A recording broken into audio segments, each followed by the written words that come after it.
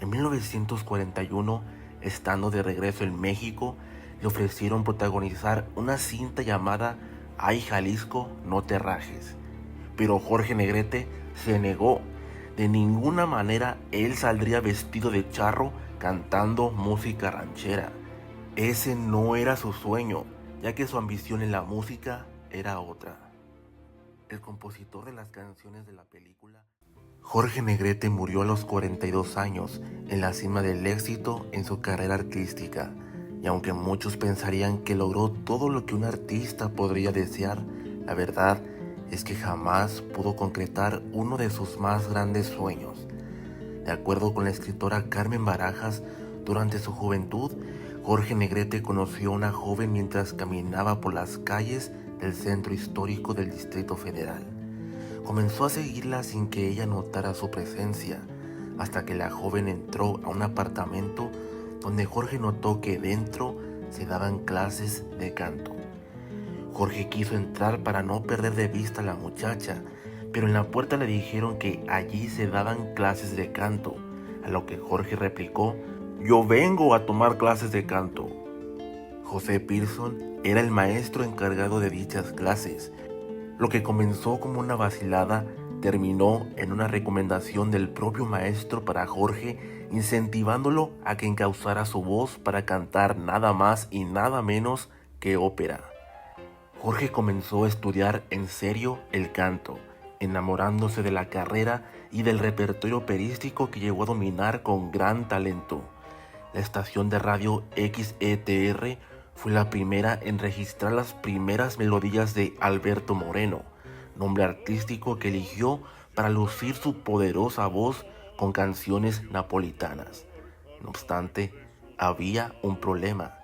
En México, a la gente no le gustaba la ópera ni la música clásica. En México, la música ranchera era el género favorito. Se acabaron las traviatas y los rigoletos. Que nos perdonen los Verdis y los Donizettis. Pero aquí los Curieles, los Laras y los Perones son los que las poderosas. Sí, amigo. Así que, si quería tener éxito, difícilmente lograría encontrarlo en su propio país. Alberto Moreno viajó a Nueva York buscando el éxito que en México nunca tendría como cantante de ópera, pero solo lograría un puesto de suplente en el Metropolitan Opera House, lo cual Jorge rechazó. Regresó a México, donde tuvo la oportunidad de entrar en el mundo del cine, filmando la cinta La Madrina del Diablo, al lado de María Fernández, hija de Sara García. No obstante, Alberto Moreno quería férreamente ser cantante de ópera, por lo que regresó a los Estados Unidos para intentarlo una vez más, fracasando de nuevo. En 1941, estando de regreso en México, le ofrecieron protagonizar una cinta llamada Ay Jalisco, no te rajes. Pero Jorge Negrete se negó. De ninguna manera él saldría vestido de charro cantando música ranchera. Ese no era su sueño, ya que su ambición en la música era otra.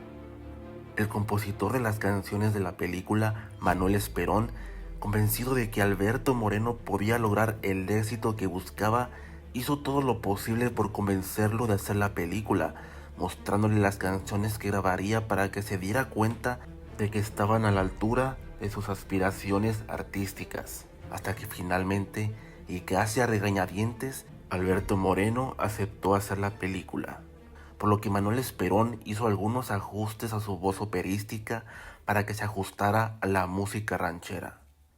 Un dato curioso es que hubo otro joven desconocido para el cine mexicano quien audicionó para el papel que se le dio a Alberto Moreno, pero aquel joven fue rechazado. Su nombre era Pedro Infante.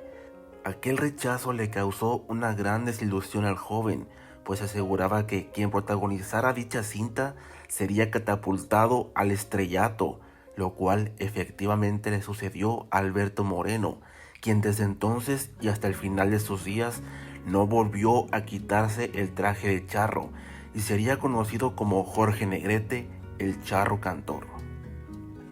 Si queremos darnos una idea de cómo sonaba Jorge Negrete cantando ópera, al inicio de la película Dos tipos de cuidado, Jorge interpreta una adaptación al español de la canción napolitana Oh Sole Mio. Por otro lado, en YouTube podemos encontrar a sus dos nietos, Rafael Negrete y Lorenzo Negrete, a quienes podemos escuchar cantando tanto ópera como música ranchera y de varios géneros más, habiendo heredado el talento de su famoso abuelo. Suscríbete para conocer más historias del cine mexicano.